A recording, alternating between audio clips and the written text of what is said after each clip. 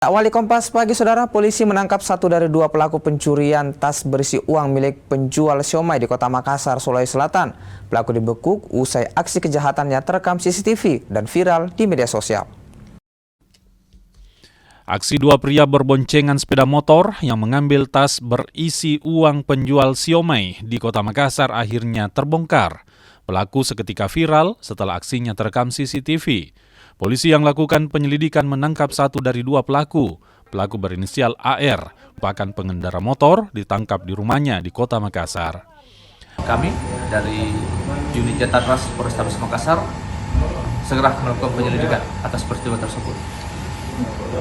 Dari hasil penyelidikan ditemukan oleh tim kami terduga pelaku yang diduga melakukan tindak pidana tersebut, dan tidak sampai 1x24 jam unit kami Jatadras Polrestabes Makassar berhasil mengungkap siapa pelaku, kemudian berhasil mengamankan satu orang pelaku yang diduga melakukan tindak pidana tersebut.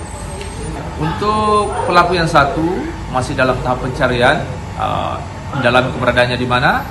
Namun yang jelas untuk pelaku yang satu ini yang sudah diamankan akan diproses sesuai dengan hukum yang berlaku. Polisi kini mengejar satu pelaku lainnya yang mengambil tas berisi uang milik penjual siomay.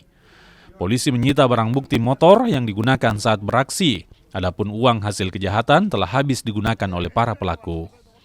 Arif Tetana, Kompas TV, Makassar.